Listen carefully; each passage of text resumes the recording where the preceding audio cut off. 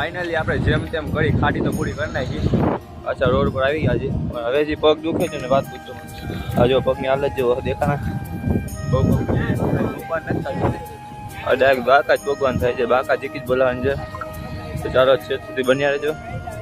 ચાલો ફાઇનલી આપણે ચરણના પાસે પહોંચી ગયા છે.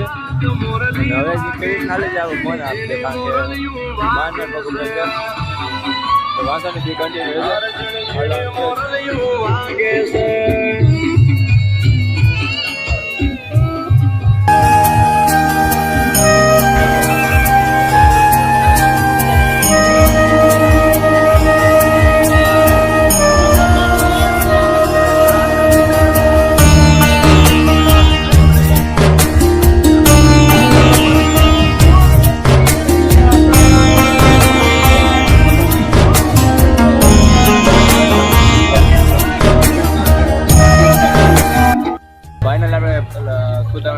દૂરથી અને અહીંયા આપણે આવ્યા હતા તો નાસ્તો કર્યો.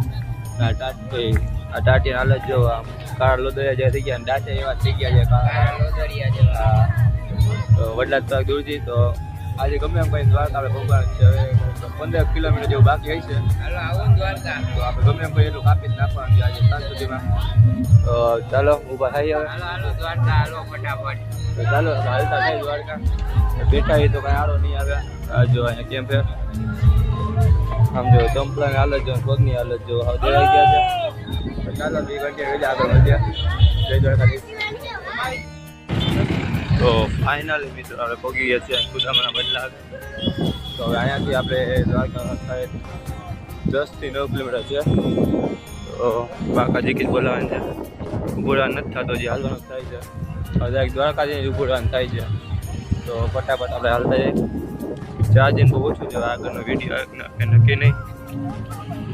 ચાર્જિંગ થઈ જાય તો રાખવાનું છે. બાકી અહીંયા લગી તો પહોંચ્યા છે. આગળ વધી સરસ બન્યા રહેજો.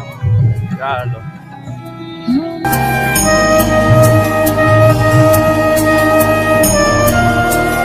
તો પછી રિટર્નમાં થઈ જાય.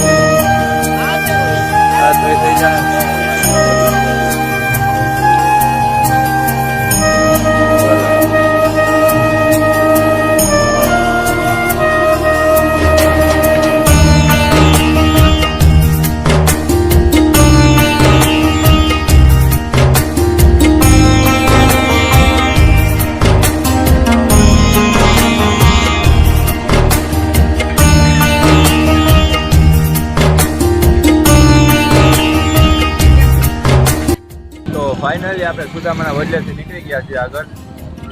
અને હવે જે પગ દુખે છે તો આજ પૂછામાં એક પગલું આમ ઉપર તો સવાર વિચાર કરો એવા પગ દુખવા માંડ્યા છે. તો આપણે અહીંયા ઊભું રહેવાનું થતું નથી. ડાયરેક્ટ આપણે દ્વારકા સ્ટોપ લેવાનું થાય ત્યાં ઊભું નથી રહેવાનું થતું. તો જલ્દી દ્વારકા પહોંચી ચાલો. અને બીજું તો કાંઈ નહીં. ચાલો છેલ્લા સુધી બન્યા રહેજો. જય દ્વારકાધીશ.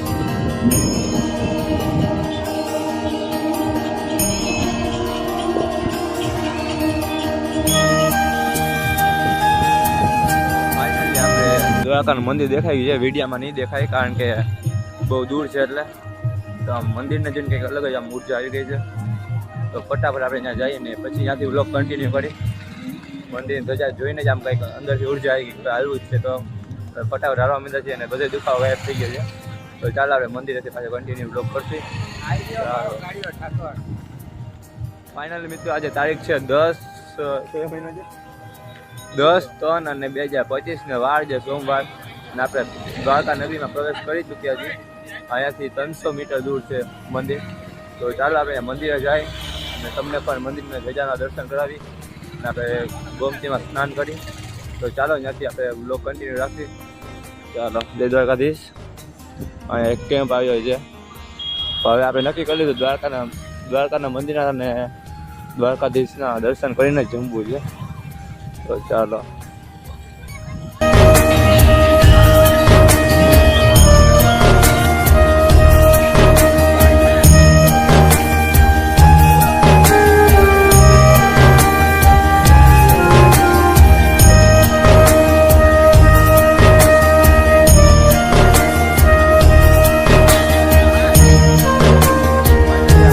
પાસે પહોંચી ગયા છીએ અને હવે અહીંયાથી માથી અંદર જવાય ગોમતીમાં, એટલે ત્યાંથી ગોમતી ઘાટ આગળ જવાય.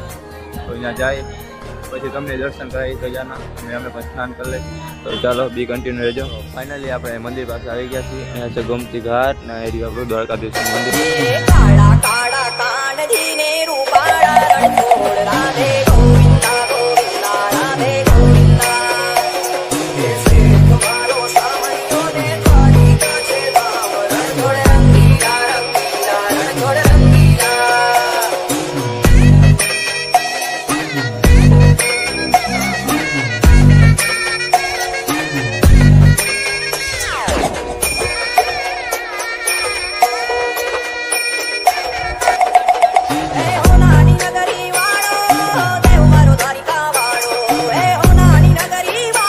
તો તમે મંદિરના દર્શન તો કરી જ લીધા છે. તો હવે આપણે નાહી લઈ ગોમતીમાં અને પછી ફ્રેશ બ્રેશ થઈ અને આપણે ઘર બાજુ નીકળી.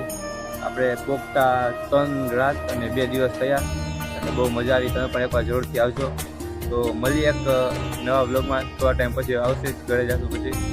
તો લાઈક શેર ને સબસ્ક્રાઈબ કરી નાખજો અને કમેન્ટ કરવાનું ભૂલતા નહીં.